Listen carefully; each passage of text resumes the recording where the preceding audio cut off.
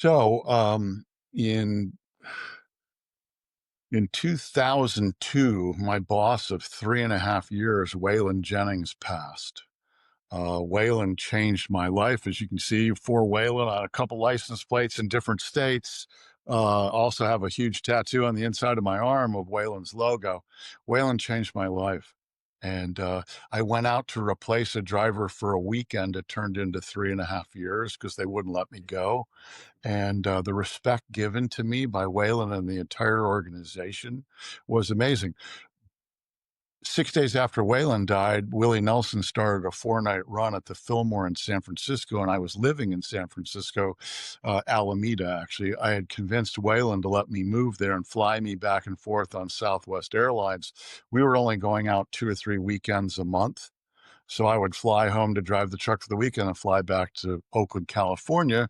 Welcome to the Real Estate Pros Show, where we interview real estate investing professionals from coast to coast, as well as the service providers that serve the real estate investing industry. Our goal is simple: share what's working now to help you improve and scale your business to the next level and meet the pros that can help you get there. Real Estate Pros is powered by Investor Fuel, America's leader in helping real estate investors and professionals build the business you need to live the life you've always dreamed of. Let's start today's show. Property insurance for real estate investors doesn't have to be difficult, but it does need to be there to protect you when you need it. MyInvestorInsurance.com not only provides insurance at 15 to 30% cheaper than traditional agencies, it's built specifically for real estate investors like you. You can set up an account in about 2 minutes, get quotes on properties, turn on and turn off insurance for your fix and flip or rental properties in around 2 minutes without having to talk to anyone directly, all through our portal. There's no better way or faster way to make sure you've got the coverage you need to protect you, and no more lengthy policies either. Once you're set up, you're billed monthly and prorated by the day for however long your policy is active. It's powered by MSI, the third largest independent MGA, with 1.5 million customers and more than $1 billion in cumulative premiums written. Get set up today in about 2 minutes at myinvestorinsurance.com/fuel. Hey folks, welcome back to the show. Today's guest is a realtor based in Santa Monica, California, working with the Keller Williams office in Beverly Hills. Please welcome Ross Rylance. Ross, welcome to the show. Thank you, Dylan. Appreciate being here. It's great to have you on here, Ross. We actually connected for a pretty good-sized conversation yesterday and then chopping it up a little bit here today before hopping on here. You've got a really interesting backstory. But before we get to that, I do want to ask you how you got into real estate. Well, actually, I am a third generation in real estate. My grandfather was a prominent architect in Brisbane, Australia. My dad immigrated with us and the family to America when I was a young boy, and he was a general contractor. He actually helped develop the town of Coral Springs, Florida. When we Oh my moved to, goodness. So you when grew we up moved in Florida. kind of, yeah, that's where my parents divorced, so I had separate Okay. opportunities. But my dad moved to Coral Springs, Florida, when there were less than 500 people living there. No kidding. Do you Yeah. recall, you have memories from that time period? Oh, absolutely. Are you kidding me? And So, and so now the population of Coral Springs is a little over 137,000. yeah. So So what was it like? Was it a swamp? Like what was it like? it was, well, we actually built a 2-story home, one of the first in Coral Springs in South Florida. We made the cover of the Miami Herald. We were a half a mile from the dike that separated the Everglades from civilization.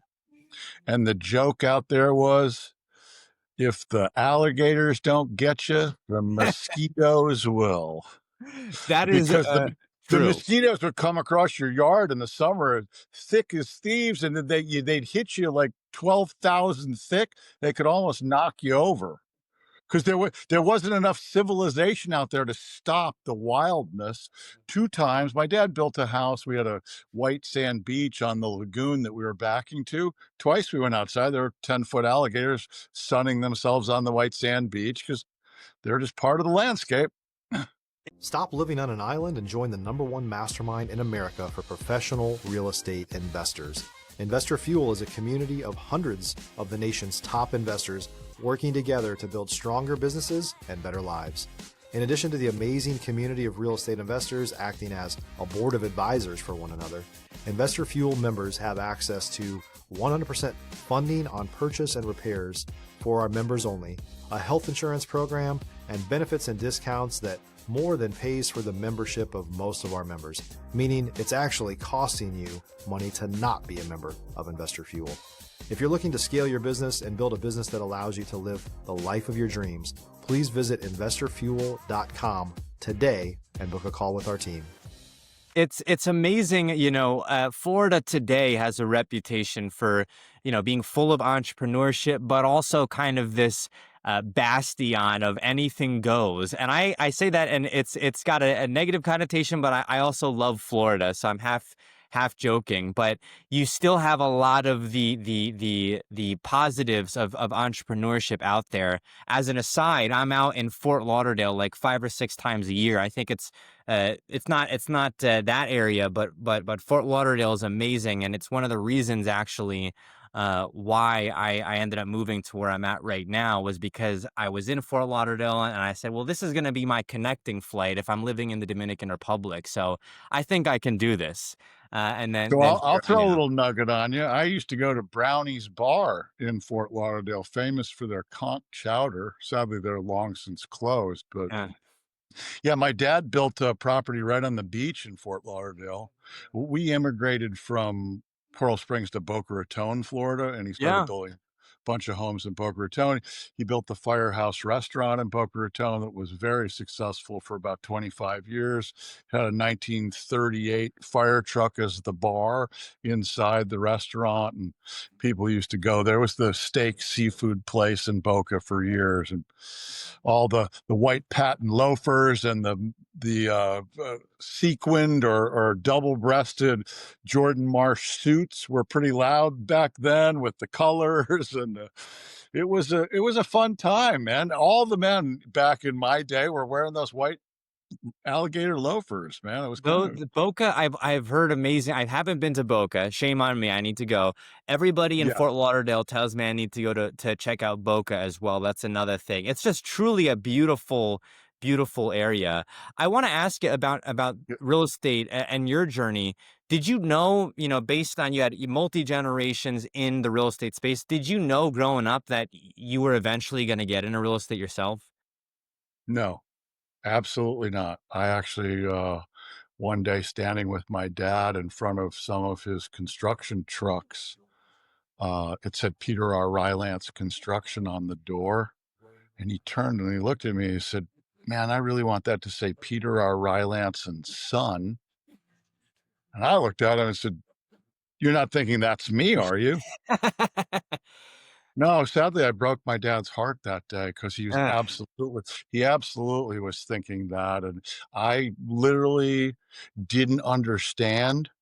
I do now, 40, 50 years later, understand what I turned down was an opportunity to get in on the ground floor in the 70s or early 80s into real estate and yeah. understand it. And now, 30 years later, I'd have a database of referrals calling me, probably doing 100 transactions a year just on past clients. I didn't understand. No offense, as you see on the wall behind me, I spent 38 years touring with over 100 bands. That was what excited me. What I didn't know is how inconsistent the income would be, how volatile the work environment would be. I didn't understand that. I didn't appreciate the opportunity that was being given to me as a third generation child in real estate. And I didn't also understand how fun it was to help people. Yeah. When I think of real estate right now, it's almost, yeah. I mean, you were involved in the music industry. Um, the real estate space in a lot of ways is like rock and roll in some sense, because you've got the Uh, HGTV and you've got people doing flips and you've got selling sunset, and everyone seems to want to be involved. But I'd say this is a fairly new pivot. This idea that you can have a semblance of celebrity while also being involved in real estate. I do want to pivot though, Ross, and ask you Yep. about the music industry and your involvement in it. How did you get involved in the music industry?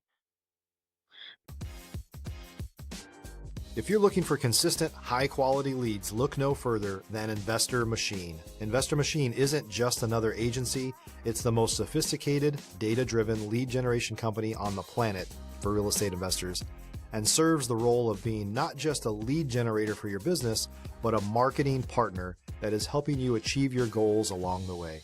Go to investormachine.com to learn more and schedule a call with our team today.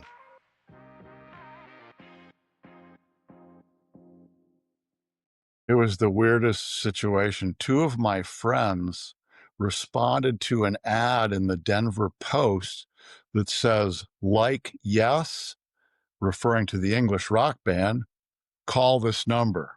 They called the number. We spoke with a guy named Andrew Weinrich, who owned a company called Brockham International at the time. And they said, do you want to go out and sell T-shirts for yes? Both my friends were like, absolutely. And about 8 months later, they had toured with Yes, Billy Joel, Kansas, a bunch of other bands. They called me and said, this was summer of 78. They said, hey, buddy, if you want to, if you can get to Tucson, Arizona in the spring, we'll put you out with us on Eric Clapton Muddy Waters Tour of North America. And I was like, are you kidding me? So I had a friend I was living in Lake Forest, Illinois at the time, a suburb of Chicago.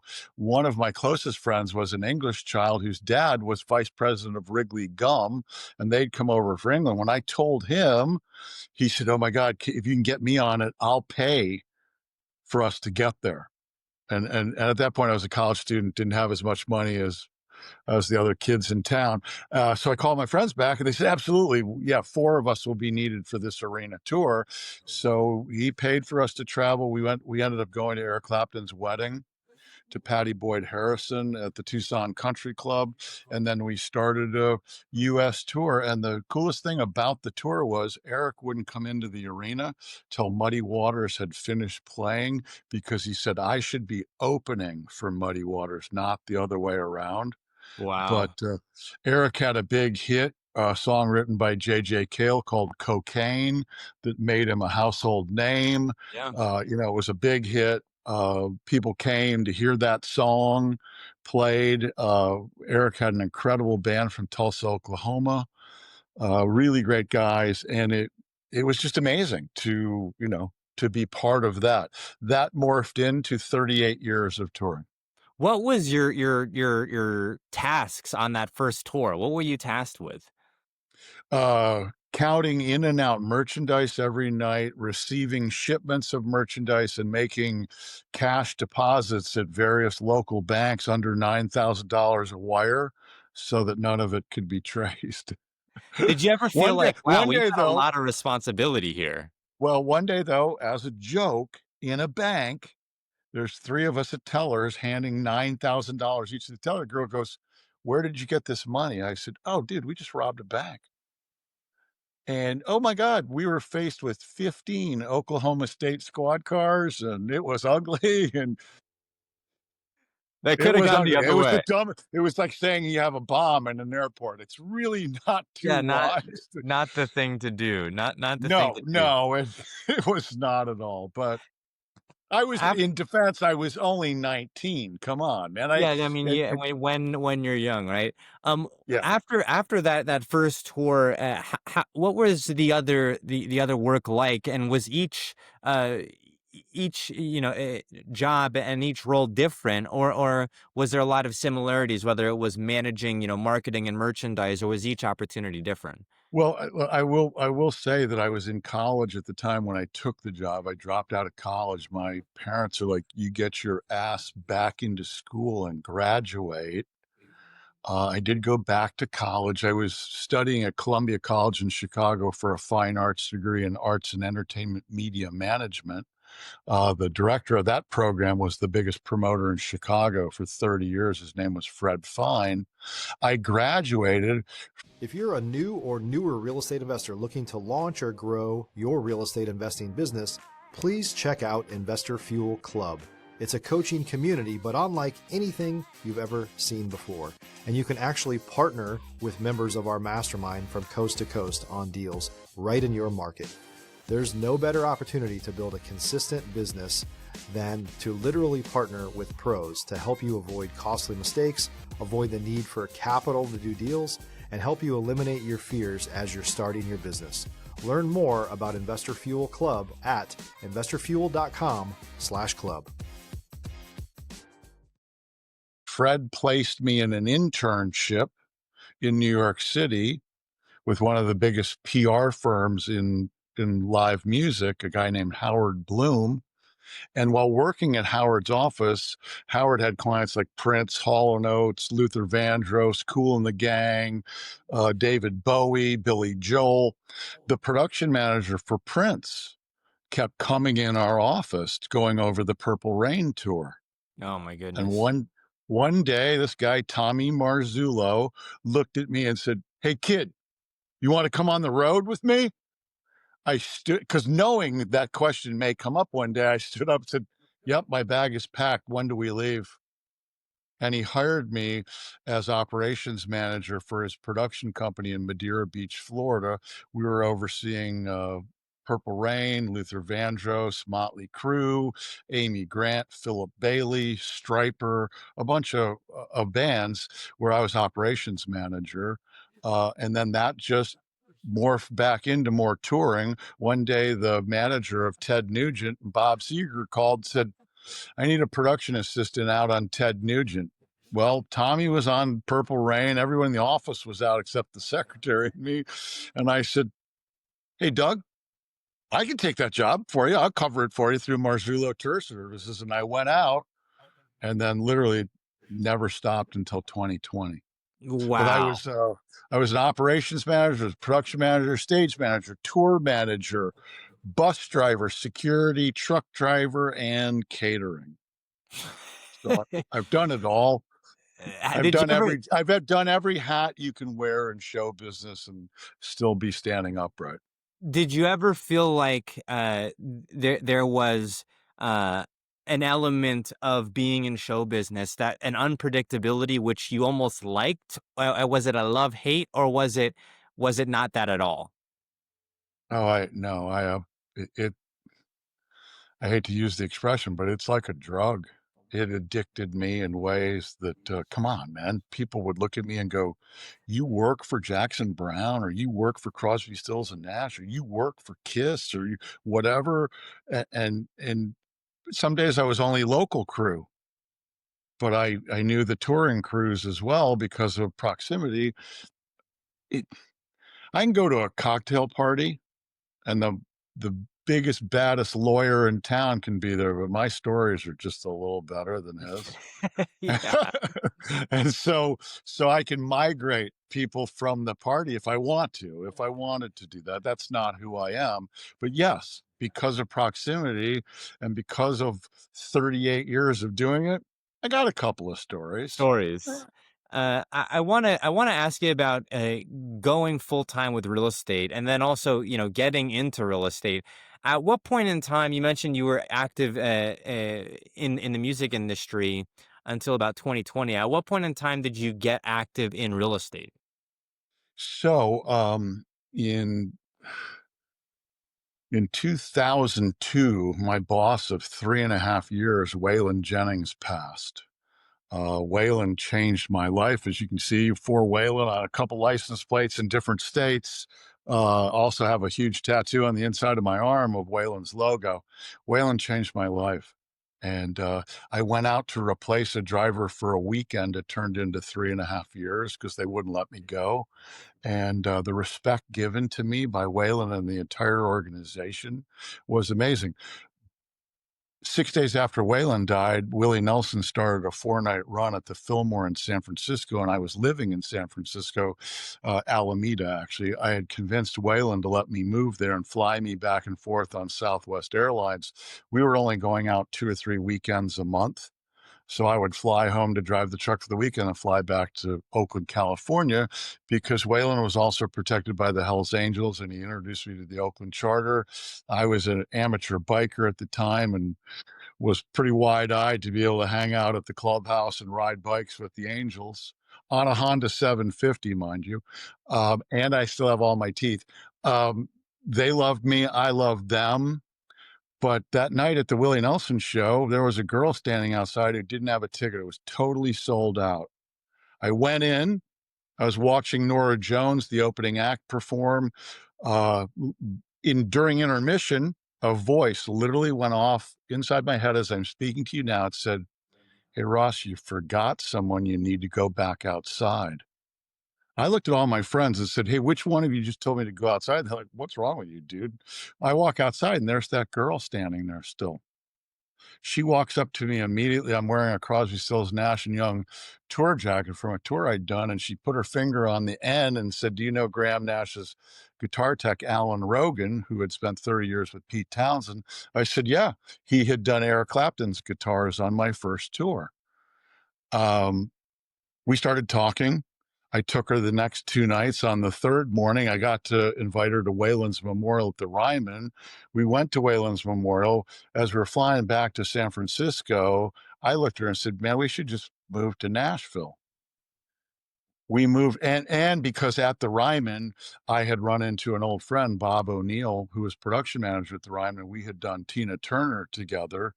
Um, I asked Bob for a job, and Bob said, "Absolutely, come back and I'll give you a job." And so I was like, "Oh my God, I can have what every guy on the road wants, which is called a local job, where everyone comes to you and you're working your room and you don't have to go anywhere and you go home every night and sleep in your own bed." So I spent 6 years at Ryman Auditorium doing over 800 shows. And by day, I was a Keller Williams realtor, joined the company in 2005 in Franklin, Tennessee. Back when the company was so small, Gary Keller came to our market center. That's Wow. how we were only 50,000 agents then nationwide. I joined the company. I do want to say my moniker for that is, hey, I came to Keller Williams because of Gary Keller. I stay because of Mo Anderson. Mo is our director of culture, was the CEO of the company. I stay there because I love the culture. So you've been with Keller Williams for 20 years.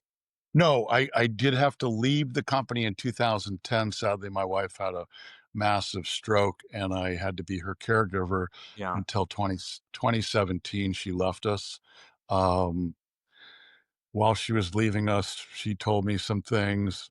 She was in Monroe, North Carolina, and said, "Hey, your girlfriend's waiting for you in Santa Monica." I was on tour with another band later that next year. I was out in LA. I got fired. I asked this person out. We had met at college in Chicago at 23.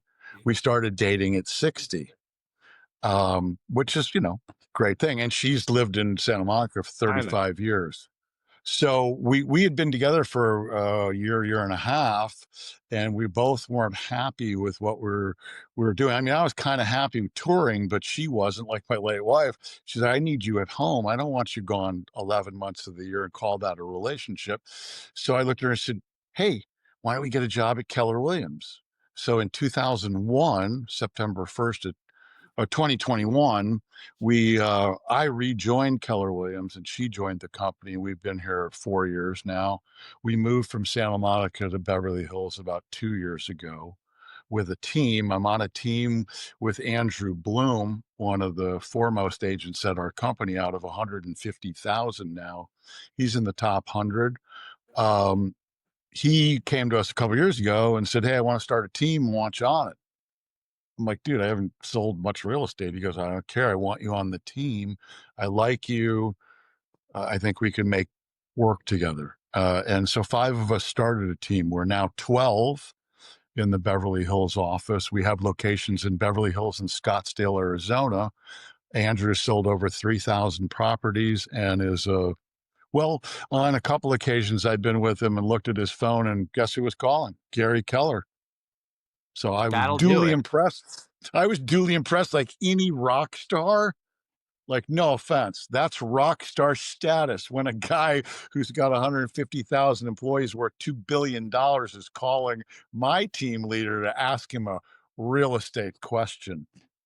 It's pretty That'll cool. instill some faith and confidence. Yes, well, Ross, and it's rock star status. Come on, man. I drop Andrew's name with anybody in my company. If they're aware, they know who he they is. know. And they're like, yeah, they know. Ross, we are coming up on time here. Where can folks go Sure. if they are in the Beverly Hills area and they'd like to reach out to you? So I am with BVO Luxury Group out of the Keller Williams Beverly Hills Market Center.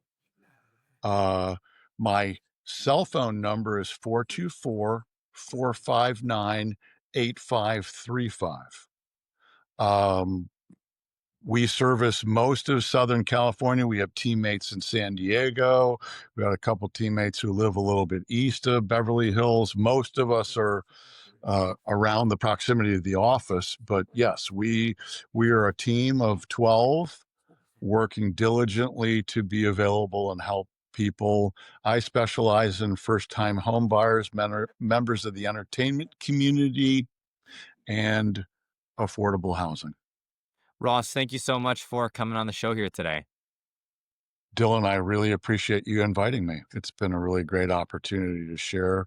And I enjoy your podcasts. They're really cool. I've watched a lot of them along the way. I waited a good 7 or 8 months to finally hit the maybe I should talk to you. I would counsel anybody watching this today, don't wait. Don't think you're going to be better another day. Be who you are today and make opportunity. And thank you again for the conversation yesterday. It was really engaging to speak to a stranger and hear the empathy in your voice about some of my steps and journey in life. And it's just all we're looking for. Just being That's it. pleasant to each other and sharing. Thanks for joining us for today's Real Estate Pros Show. You can learn more about the amazing benefits of the Investor Fuel Mastermind community, including surrounding yourself with hundreds of other rock stars, 100% financing for your deals, and members-only discounts from vendors you're likely already using that, as a member of Investor Fuel, will save you more than the cost of your membership. Visit investorfuel.com to learn more. If you're interested in joining us as a guest of this show, please visit investorfuel.com/pros to apply. You can also check the show notes for access to free resources, how to get access to world-class lead generation, and much more. Don't forget to subscribe so you never miss another episode. Have a great day. We'll see you on the next show.